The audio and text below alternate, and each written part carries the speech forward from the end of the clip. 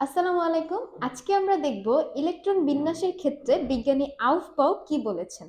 বিজ্ঞানী আউফবাউয়ের নীতি অনুযায়ী ইলেকট্রন প্রথমে সর্বনিম্ন শক্তি স্তরে প্রবেশ করবে, এরপর সর্ব উচ্চ শক্তি স্তরে প্রবেশ করবে। আমি এইখানে একটা সিকোয়েন্স ড্র করেছি, সেখানে দেখা যাচ্ছে যে প্রথম ইলেকট্রনটা 1s এ প্রবেশ করবে, এরপর 2s 2p, এরপরে 3s 3p, এরপরে আমার যাওয়ার কথা ছিল হচ্ছে 3d তে, কিন্তু 3d তে না গিয়ে আমার 3p এর পরে চলে গেছে 4s এ, এরপরে 3d তে। এইখানে কেন 4s আমার ইলেকট্রনটা নিল, কেন 3d আগে নিল না, সেটাই হচ্ছে আউফবাউ তার নীতি দিয়ে প্রমাণ করেছেন। আমরা প্রথমে একটা ইলেকট্রন বিন্যাস দিয়ে দেখাবো, তারপরে দেখাবো যে কেন 4s এ গেল। আমরা যদি পটাশিয়ামকে দেখি, পটাশিয়ামের পারমাণবিক সংখ্যা হচ্ছে কি 19। যদি এটাকে আমরা ইলেকট্রন বিন্যাস করি তাহলে দেখতে পাবো প্রথমে 1s square, 2s square, 2p, 6, 3s, 2, 3p, 6, 3d, 0, 4s, 1। এখন এইখানে যদি আমরা ইলেকট্রন বিন্যাসটা দেখি তাহলে আমার কেমন হওয়ার কথা ছিল? হওয়ার কথা ছিল 3p6 এর পরে যে একটা ইলেকট্রন অবশিষ্ট থাকে সেটা 3d তে যাওয়ার কথা ছিল 4s এ না গিয়ে, কিন্তু সেটা আমার 4s কে আগে পূর্ণ করলো, তারপর 3d কে পূর্ণ করলো। এই যে 3d যে 4s এর থেকে উচ্চ শক্তি স্তর, বা এই যে 3d আমার 3d এর এনার্জি বেশি, সেটা কিভাবে আমরা বের করব? সেটা বের করব n প্লাস l এই সূত্রের মাধ্যমে। আমরা জানি কি এই এনটা হচ্ছে প্রধান কোয়ান্টাম সংখ্যা বা প্রধান কক্ষপথের সংখ্যা, প্রধান কোয়ান্টাম সংখ্যা, কোয়ান্টাম সংখ্যা। আর এলটা হচ্ছে কি আমার সহকারী কোয়ান্টাম সংখ্যা, সহকারী কোয়ান্টাম সংখ্যা। এখন যদি আমরা 3d এবং 4s এর মানটা বের করি তাহলে আমার কেমন হবে? n প্লাস l, অর্থাৎ 3d এর ক্ষেত্রে n এর মান কত? প্রধান কোয়ান্টাম সংখ্যা এখানে কত?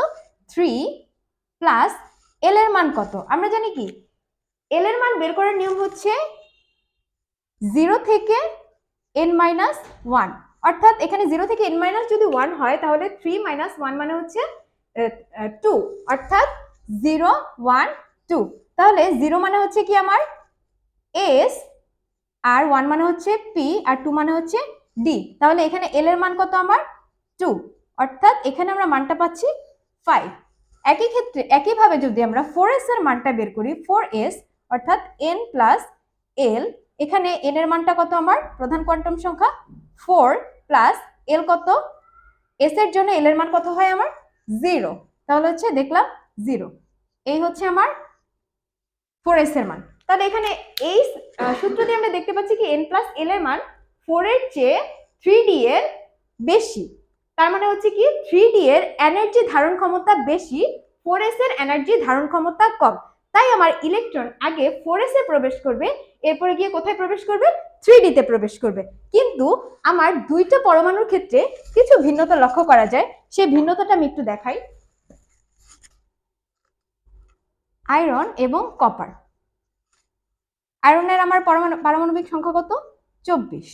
যদি আয়রনের ইলেকট্রন বিন্যাস করি 1s 2 2s 2 2p 6 3s 2 3p 6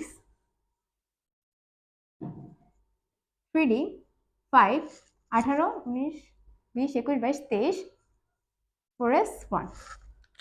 এখন দেখো আমার আগের কথা অনুযায়ী হওয়ার কথা ছিল কি 4s কে পূর্ণ করবে, এরপর 3d কে পূর্ণ করবে, কিন্তু এখানে আমি আগে কি করছি? 4s কে পূর্ণ না করে 3d 5 করে তারপর 4s কে পূর্ণ করেছি। কারণ আমরা জানি যে যদি কোনো অরবিটালে যতটুকু ইলেকট্রন ধারণ ক্ষমতা, ওইটা যদি কোনো অরবিটালে দেওয়ার সুযোগ থাকে, অর্থাৎ ডি এর আমার ইলেকট্রন ধারণ ক্ষমতা কত? 10। যদি 10টা দেওয়ার সুযোগ থাকে তাহলে আমি যদি 10টাই দেই তাহলে সে স্থিতিশীল। যদি সেই সুযোগ না থাকে, অর্ধপূর্ণ করার সুযোগ থাকে, ডিরেক্ট অর্ধেক, 10টার অর্ধেক, 5টা দেওয়ারও সুযোগ থাকে, তারপরেও সেই অরবিটালটা কি স্থিতিশীল। এইখানে আমি 4s কে যদি 1 দেই তাহলে 3d কে অর্ধপূর্ণ করার সুযোগ ছিল, অর্থাৎ 3d 5 করার সুযোগ ছিল, যার কারণে আগে আমি 3d কে পূর্ণ করেছি, এরপর 4s কে পূর্ণ করেছি। অর্থাৎ দেখা যাচ্ছে আমি 3d কে স্থিতিশীল করেছি, এরপরে 4s কে পূর্ণ করেছি।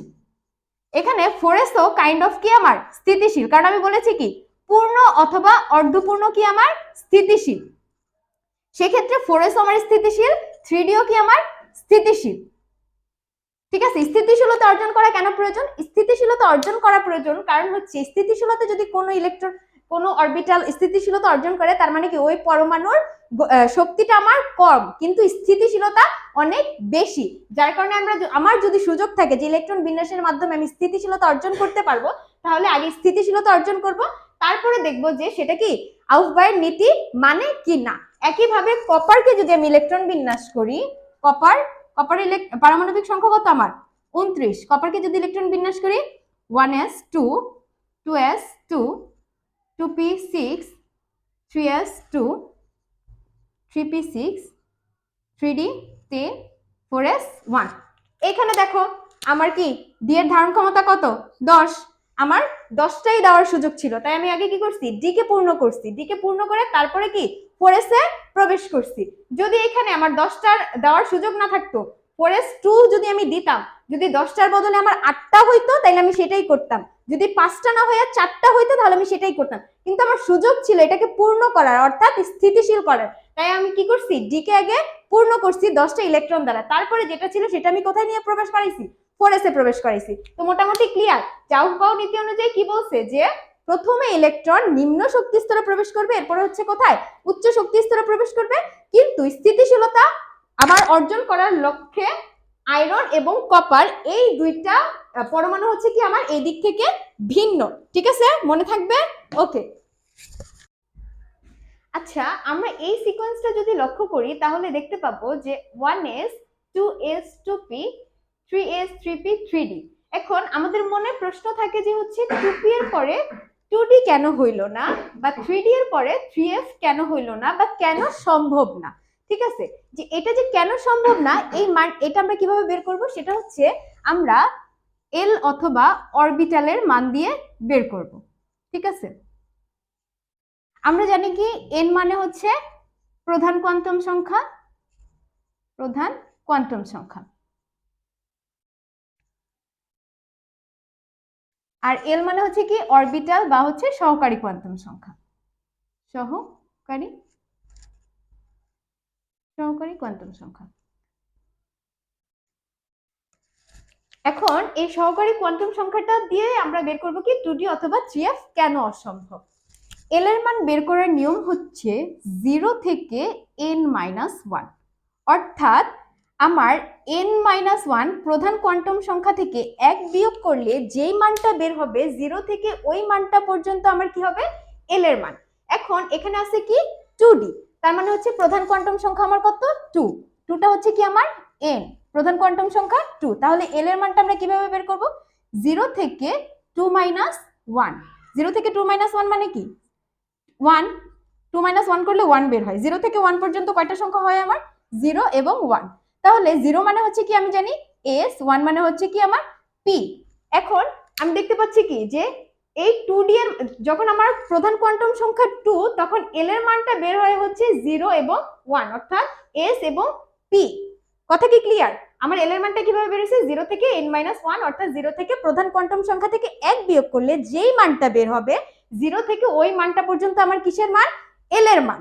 ঠিক আছে, তো আমার প্রধান কোয়ান্টাম সংখ্যা ছিল 2, বের করছি আমি কি 0 এবং 1, s এবং p। বুঝাই যাচ্ছে যে 0 মানে হচ্ছে s, আমরা জানি 1 মানে হচ্ছে p, তাহলে কি আমার d এর জন্য মান লাগতো 2, আমার কি 2 আছে 2 নাই, যদি 2 থাকতো তাহলে আমার 2d সম্ভব হইতো, যেহেতু আমার 2 নাই সেহেতু হচ্ছে কি আমার s এবং p সম্ভব, 2d অসম্ভব। কথা কি ক্লিয়ার? সেম ভাবে হচ্ছে আমার 3f এরটা হবে, 3f এরটা কিভাবে হবে 0 থেকে n-1, অর্থাৎ 0 থেকে 3-1, 0 থেকে 3-1 মানে হচ্ছে 0 থেকে 2, অর্থাৎ 0 1 2, 0 মানে হচ্ছে কি আমার এস, 1 মানে হচ্ছে পি, আর 2 মানে ডি। তাইলে আমার যদি এফ চাই তাহলে আমার কি লাগবে, ডি এর পরে 3 লাগতো, তাইলে আমার এফ হইতো। এখন যখন প্রধান কোয়ান্টাম সংখ্যা 3, তখন কি আমার 3 হওয়ার পসিবিলিটি আছে? প্রধান কোয়ান্টাম সংখ্যা থেকে তো আমি অলরেডি 1 বিয়োগ করে দিচ্ছি, আমার বের হচ্ছে 2। তার মানে কি 3 পাওয়ার পসিবিলিটি নাই? যখন 3 পাওয়ার পসিবিলিটি নাই, তখন কি আমার এফ পাওয়াও অসম্ভব। কথা কি ক্লিয়ার? বুঝতে পারছো? আশা করি সবাই বুঝতে পারছো।